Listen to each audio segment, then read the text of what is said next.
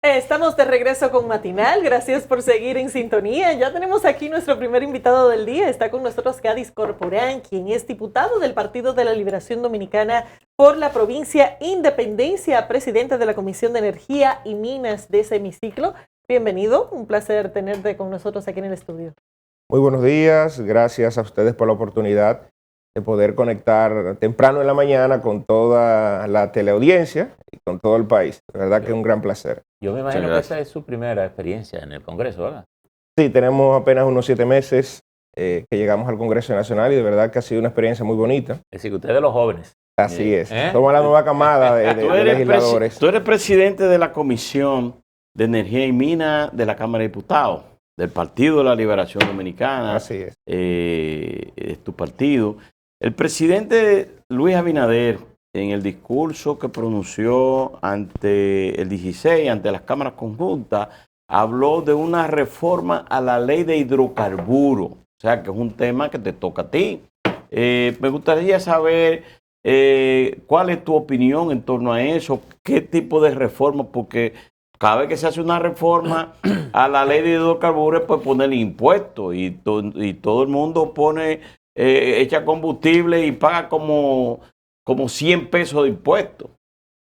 Sí, la verdad es que la ley de hidrocarburos no nos correspondería a nosotros, pero tengo cierto conocimiento del tema. Nosotros, toda la parte de minería y el sistema energético sí nos corresponde como comisión.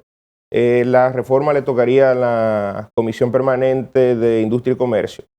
Pero la verdad es que el país está pasando por un momento difícil. Tenemos una crisis sanitaria mundial, una crisis económica que no ha sido bien sorteada. Vemos inclusive que los combustibles se han disparado y que el aumento de precios de agosto hasta la fecha anda en un promedio de un 35, 40 pesos por galón. Y de verdad que no creo que reformando la ley, esa es una opinión que tengo, se mejore el tema de los precios, porque no creo que Abinader, que de hecho las recaudaciones por impuestos a los combustibles representan un flujo de efectivo bastante considerable para el gobierno, no creo que el presidente vaya a sacrificar una especie de caja chica con la que opera el gobierno a través del impuesto a los hidrocarburos. Pero la verdad es que la población no aguanta más. Tenemos de los precios de combustibles más elevados de toda la región del Caribe y América Latina. Y el tema está en saber que el gobierno nos diga, el Ministerio de Industria y Comercio nos diga, cuáles son realmente los costos que se conllevan, los costos en que incurre el gobierno para importar o para producir el combustible que demanda la población, porque creo que ahí está el meollo del asunto. O sacrificamos las finanzas del gobierno a través de la recaudación del impuesto, o entonces los márgenes de intermediación, o ver entonces qué le cuesta al gobierno dominicano transportar el combustible que se consume en la República Dominicana. Usted está en la provincia de Independencia, dada la cercanía con Puerto Príncipe, en un activismo económico muy fuerte. En días pasados tuvimos la discusión de la ley 2801, que finalmente se llegó a un acuerdo. Quería preguntar, ¿qué impacto tuvo esa ley en la provincia de Independencia? ¿Se instalaron algunas empresas? ¿Hay posibilidades que con la nueva ley se instalen otras? En fin, ¿cuál es el escenario? Lo interesante de todo esto es que la génesis de la ley es un poco tortuosa, porque la ley 2801, antigua ley 2801, es una ley que data desde el 2001, aunque se venía discutiendo ya por allá por el 99-2000, pero sin embargo los primeros 10 años de la ley fueron 10 años de muchos tropiezos en materia judicial. Ha sido la pieza legislativa que más veces se ha visto en un tribunal. Había una guerra judicial por los temas de intereses económicos del empresariado. Y los primeros 10 años no surtió un efecto en ninguna parte de la frontera por el miedo de los inversionistas a invertir y que no esté garantizada la inversión. En los últimos 10 años el impacto de la ley estuvo más en la parte de la línea noroeste de las 3 provincias que la conforman, llámese Montecristi y Dajabón, y en este caso Santiago Rodríguez, que aunque no es fronteriza, por los índices de pobreza y la igualdad de las condiciones socioeconómicas de su población, fue incluida. Esa es la realidad. En la parte de la provincia Independencia y toda la región Jeriquillo, el impacto prácticamente ha sido nulo. En Pedernales no tenemos empresas acogidas. En el caso de la provincia de Independencia, por igual, en Elías Piñas creo que una sola empresa y entendemos la información que tenemos a través de la Comisión de Asuntos Fronterizos a la cual pertenezco. Pero siendo Haití el tercer mercado importante de nosotros en términos comerciales. El segundo. El segundo. Y en cuanto... El tercero, porque la verdad que el segundo es la Unión Europea. Pero teniendo esa importancia desde el punto de vista económico, ¿por qué muchas empresas de ninguna naturaleza se han instalado justo en ese punto? Porque ese es el punto tal vez más accesible a Puerto Príncipe. De hecho, de las bondades de instalarse en la frontera, acogido a la ley 1221, que es la antigua 2801, justamente de las bondades es la cercanía con Puerto Príncipe. Tenemos un mercado cautivo de una población casi equitativa a la de la República Dominicana. Y nosotros mismos nos preguntamos, hemos hablado con la IRD, con muchos inversionistas nacionales y ahora estamos tratando de que capital internacional pueda venir a la zona de frontera. Nos preguntamos que por qué no se hace. Porque de verdad los sobrecostos con los que opera una empresa en la frontera son elevados. Pero sin embargo, la ley, que lo que busca es fomentar la inversión en toda la zona fronteriza y crear las fuentes de empleo que el Estado no esté en capacidad de crear, pues no tenemos un aparato productivo privado, prácticamente es nulo. Entonces nosotros hemos motivado a que el empresariado pueda fijar su mirada hacia la zona fronteriza a los fines de nosotros poder aprovechar que de hecho todo el producto que se consume en Haití, o sea, un gran porcentaje, un 90%, realmente se produce en República Dominicana. Vemos inclusive patanas, cientos de patanas, pasando hacia el hermano país de Haití a llevar la mercancía que producen nuestras industrias.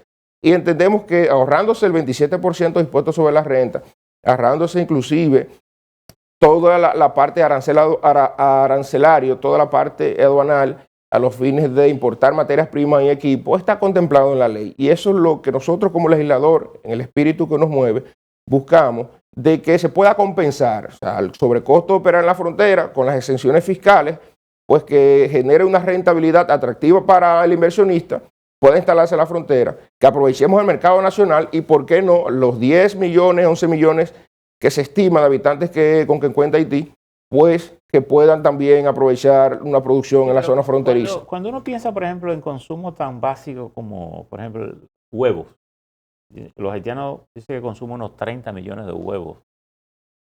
Y sin embargo, ninguna gallina parece que es ponedora en la frontera. Es decir, cuando le podemos vender los huevos cercanos allí, ¿no? Es decir, ¿qué pasa? Porque tampoco surgen como productores en la propia zona. Bueno, y no solamente eso, sino que esta ley 1221 lo que hace es sencillamente extender una serie de facilidades fiscales que ya tienen 20 años en el país. Entonces, ¿qué es lo que ha pasado desde la perspectiva de los legisladores de la frontera que no han permitido un mayor desarrollo económico a pesar de que es un régimen fiscal generoso? Sí, hay una deuda social acumulada de todo el engranaje gubernamental y político. Y de hecho que nuestros representantes anteriores entiendo que han hecho un flaco servicio a toda la zona fronteriza, porque de verdad se desarrolló la línea noroeste porque sus representantes en aquel momento libraron una lucha titánica a los fines de conseguir capital. Y ahí llegó Cola Real y llegaron un sinnúmero de empresas que operan en la línea noroeste. Sin embargo, no vimos ese mismo empeño los legisladores de la parte sur de la frontera. Pero yendo al tema de que Percio nos preguntaba, que es una incógnita que también nos mueve a nosotros. El tema de la producción, por ejemplo, de huevos en la zona fronteriza es un tema de mito, porque hemos estado indagando el por qué en toda la parte del Licey, toda la parte de Moca, La Vega, se produce en grandes cantidades el huevo que consume Haití. Y en la investigación hemos constatado, hemos tenido el dato de que es un tema de tradición, porque se entiende, y era un mito que yo mismo tenía, de que por el calor que hace en el sur no era factible la crianza de gallinas para la producción de huevos. Y es todo lo contrario. La verdad es que uno de los aspectos que se contempla es la humedad relativa, la relación temperatura-humedad, y nosotros allá contamos con un buen clima a los fines de... Pero allá no crían gallinas. La gente no tiene como cultura criar gallinas, porque sobre todo en las partes del interior siempre en la casa habían gallinas y chivos y cosas. Sí existe, pero ya gallinas por ejemplo, en cantidades que permitan producir huevos con fines comerciales no existe, pero es un asunto de tradición. O sea, nosotros esperamos y estamos motivando a que los ciudadanos de allá o cualquier empresario que esté dispuesto a invertir en la zona fronteriza, pues pueda hacerlo y nosotros garantizar, inclusive si hay que buscar la disponibilidad de un terreno, garantizarlo allá a los fines de que nosotros creemos las condiciones para que nuestros jóvenes, que de hecho se han ido preparando en universidades en Barahona, en la instalación de la UAS en Neiva, pues que ya que esos jóvenes que han ido realizando carreras técnicas, que han accedido a la educación universitaria, pues puedan tener esa oportunidad de ejercer la preparación que han tenido. La provincia de Independencia no tiene costa, sin embargo tiene una serie de recursos naturales muy interesantes en todo el sur que pueden impactar directamente al turismo que se está previendo desarrollar en esta zona, incluyendo el mismo lago Enriquillo. ¿Cómo se ha integrado la provincia en los planes que tiene el gobierno de desarrollo de la provincia de Pedernales y del sur en sentido general? No sé si ustedes han recorrido toda la franja del lago Enriquillo, que de hecho es el lago más grande del Caribe y está en nuestro terruño querido. Pero la verdad es que nosotros contamos con un sistema ecológico bastante diverso. Nosotros estamos enclavados entre 3 parques nacionales: Parque Nacional Sierra de Bauruco, el Parque Nacional Lago Enriquillo, Parque Nacional Sierra de Neiva y un sinnúmero de áreas protegidas de menor tamaño que nos llevan a nosotros a tener un gran atractivo para ese turista que pueda en algún momento ir a Pedernales. Y ahora, de hecho, que desde el gobierno de Danilo, ahora con la intención marcada del presidente Abinader de desarrollar el polo turístico de Pedernales, tenemos una oportunidad de oro. Nosotros en el Congreso, al llegar en agosto, sometimos un proyecto que lo que busca es crear el circuito turístico Provincia Independencia, a los fines de que el turista que pueda ir a la región Enriquillo no solamente goce de un turismo de playa, sino que pueda tener acceso a un turismo de ríos, al turismo del lago. Ecoturismo, más bien. Correcto, el turismo de frontera, que se pueda ver de qué forma 2 naciones con ideologías diferentes conviven en un mercado común. Y nosotros poder, vuelvo repito, aprovechar todas estas potencialidades que tenemos en cuanto a las riquezas. ¿Cuál es la dinámica, por ejemplo, del intercambio de mercado? Nosotros tuvimos en Elías Piñas y vimos justamente cuando salíamos, estaba entrando la gente para establecerse en el mercado. ¿Cómo lo hacen ustedes? ¿Igual o tienen una zona delimitada para establecer el mercado? ¿Cómo funciona? Sí, nosotros como provincia contamos con el mercado binacional de Malpaso, está ubicado en el municipio de Jimaní. Este mercado está constituido por comerciantes dominicanos que tienen instalaciones de todo tipo. Lo común es que la mujer haitiana, porque de hecho es un mercado de mujeres, la mujer haitiana pasa la frontera, llega a la zona de Malpaso, adquiere los productos y entonces luego liquida en la aduana haitiana los productos que adquiere. ¿Por qué? Es una tradición. Las mujeres haitianas, su medio de vida es el comercio. Eso viene desde los tiempos ancestros. Es decir, que ellas traen cosas y la venden allí. Antes era así, ahora lo común es que ellas vienen, adquieren los productos dominicanos, llámese embutidos, harinas, aceites, en fin, todo tipo de productos de primera necesidad, los adquieren entonces en los recintos o los comercios dominicanos y entonces lo transportan por diferentes medios hacia el mercado de Puerto Príncipe, Fonparisén y algunas comunidades haitianas.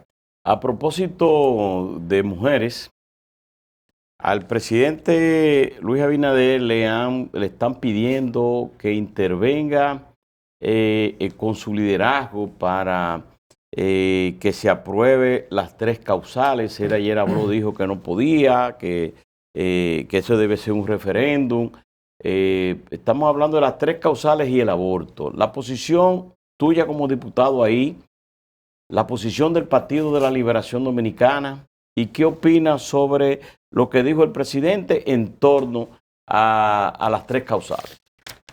Para nosotros no es sorpresa ver una actitud ambivalente por parte del presidente Abinader, que en campaña fijó una posición y ahora vemos que anda, por ciertas presiones, anda cambiando la versión y la posición que había fijado.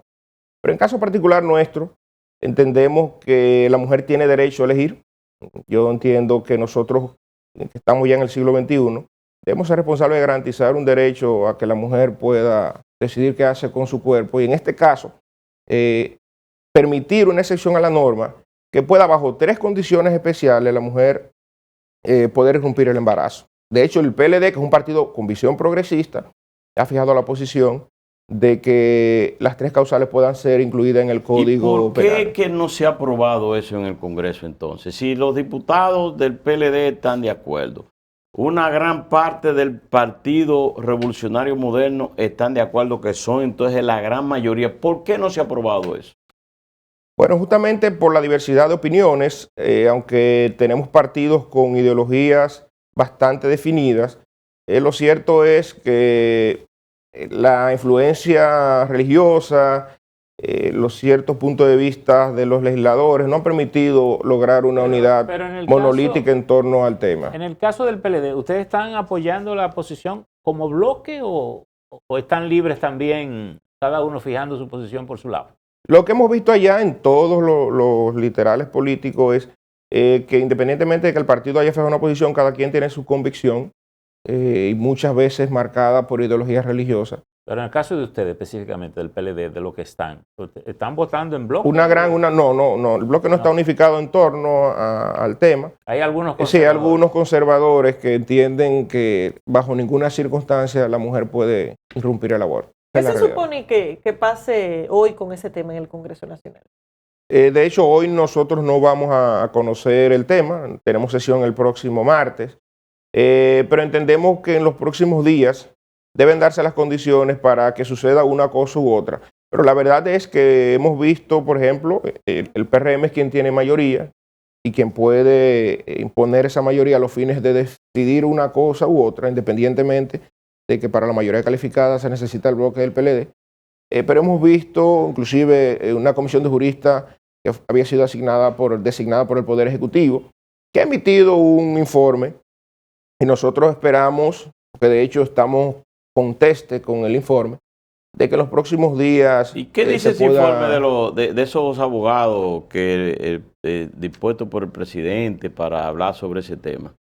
Bueno, en sentido resumido, el informe es lo que da el visto bueno de manera jurídica a que las 3 causales puedan ser incluidas, porque de hecho en el mismo código, aunque no soy abogado, hay muchísimas normas que tienen excepciones. Yo entiendo que en este caso, por un asunto de salud, la mujer bajo 3 condiciones especiales, que son estas que están bastante establecidas, aunque en la Constitución hay una de las causales que de hecho está, pero entendemos que estas 2 que se agregarían, entonces irían a garantizar un derecho pleno a que la mujer decida. Gadis, como usted tiene por primera experiencia en el Congreso, así que pudiéramos decir que usted es de los chicos en el Congreso, ¿cuál es la observación que tiene sobre la actitud de los jóvenes legisladores que han entrado de nuevo? Porque hemos observado que hay muchos que, a pesar de la edad, han tenido posiciones muy conservadoras sobre temas que parecerían necesitar de mayor visión progresista. Incluyendo este. Exacto, incluyendo esta, precisamente se lo hago, digo.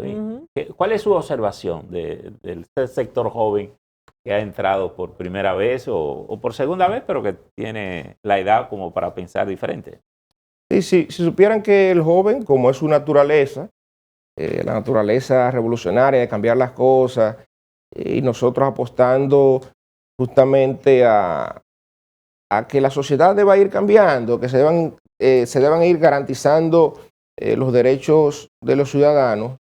Casi en su totalidad, los jóvenes estamos contestes con que las causales en este caso puedan ser incluidas. Esa es la realidad que tenemos allá. En sentido general, ¿hay algún tema de la provincia que el Congreso Nacional deba poner en agenda? Quisiera aprovechar así en sentido general y tocar un tema puntual que nos preocupa. Y es el tema de que, no sé si conocen, que hace unos 2 meses que Punta Catalina está fuera de servicio su turbina, la turbina número 2. Y nosotros queremos aprovechar la oportunidad para explicar algunos aspectos que se han ido dando, algunas hipótesis que manejamos, y que es importante que el país tenga pleno conocimiento. Punta Catalina hace aproximadamente 2 meses que tuvo una falla mecánica en la turbina 2, específicamente en el área de Caldera. Pero ¿qué nos preocupa? Hemos visto desde la campaña política, una actitud hostil de quien hoy es quien justamente encabeza y lidera el sector energético por ser el ministro de Energía y Minas de la parte oficial. Una actitud hostil rechazando la operación de la planta Punta Catalina, y al llegar estas autoridades han cancelado todo el personal técnico que lideraba el arranque, que lideró todo el tema de los inicios de operación de Punta Catalina, y que había sido el personal que el Estado Dominicano con nuestros recursos había invertido en su capacitación. Me refiero al superintendente de operaciones y al superintendente de mantenimiento. Se genera un pinche en Punta Catalina. Y sin embargo, por la falta de experiencia de los nuevos técnicos que nombró el PRM, pues se agravó y varias tuberías de la caldera sufrieron daños considerables. Pero y la verdad es... El ministro desmintió en un momento que se hubieran sacado todos los técnicos del área. Bueno, todos los técnicos no, pero la gran mayoría sí. Y de hecho te cité... De hecho él aquí lo desmintió. Sí, pero está hablando mentira. Y por eso quiero que el país sepa cuáles son las hipótesis que manejamos. Y los próximos días, nosotros como presidente de la Comisión de Energía, vamos a requerir que tanto Serafín Canario como el ministro pues nos expliquen a nosotros el por qué nosotros tenemos 2 meses con esa turbina afuera, que de hecho le ha generado unas pérdidas al Estado Dominicano en unos 45 millones de dólares por venta de energía. Pero en el caso de usted de la Comisión de Diputados de Energía y Minas, han tratado de buscar el por qué se cuestiona la construcción, la licitación, si hubo irregularidades, porque se habla de que ahí fueron muchos los millones de pesos que fueron mal manejados. ¿Ustedes conocen de eso también? Pero fíjate una cosa, se ha dicho mucho en torno a la licitación de Punta Catalina. Lo cierto es que hubo una comisión designada por el presidente de aquel entonces, de hecho varios empresarios... ¿Y sobre la sobrevaluación de la construcción? Sí, ahí que vamos. Se creó una comisión de veeduría que certificó que no hubo ningún dolo en la contratación. Eso es lo que nosotros oficialmente conocemos. Ahora, de que Punta Catalina está generando beneficios al país, sí. Por ejemplo, por venta de energía, el Estado Dominicano se está ganando 250 millones de dólares al año por venta de energía. Y sin embargo, por ahorro energético, en la compra de energía de la sede, unos 250 millones de dólares más, que equivalen a unos 500 millones de dólares en promedio al año. Y eso es un dato importante, porque de verdad viene a alivianar la carga económica que representa el sector eléctrico, que de hecho drena de las finanzas estatales unos 1.000 millones de dólares al año. Esa es la realidad latente que tenemos con Punta Catalina en la actualidad. Ha habido un debate público entre Jaime Arístides Escuder, que fue el pasado administrador, y el ministro Antonio Almonte, el actual ministro. Y justo hoy hay un artículo del ministro respondiendo a Jaime Arístides. Dice que de los 57 ingenieros que tiene la planta y que fueron formados para el manejo de la planta, se separaron 3, que los otros permanecen allí. De hecho, él dice que el segundo ascendió a ocupar las posiciones de lo que fueron salidos. Pudiera ser un debate sobre Punta Catalina que tal vez no esté tocando en esencia el fondo, pero él cuestiona de que se le haya dado una especie de certificación provisional de aceptación de entrega de las plantas y que eso estaría en gran medida generando las dificultades para que la planta opere de manera normal. No, y de hecho dice que el gobierno no va a dar una carta de aceptación ¿Qué información recibida? tienen ustedes y qué pudieran ustedes hacer como comisión para que entremos, para que el país entre a tocar verdaderamente la utilidad que pueda tener la planta o no? Porque ya si hay aspectos de sobrevaluación, esa cosa, pues correspondería entonces canalizar a nivel judicial a todo el que tenga que ver con ese tema.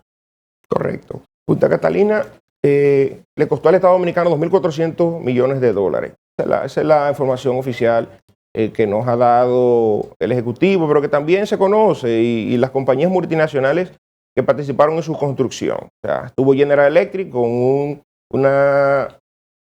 una experiencia a nivel mundial y estuvo Babcock & Wilcox que es una de las multinacionales con mayor experiencia en la construcción de calderas. Odebrecht fue el consorcio que construyó, pero quien construyó fueron dos empresas norteamericanas con un prestigio mundial y con años, décadas de experiencia en construcción de centrales de este tipo. Esa es la realidad que tenemos.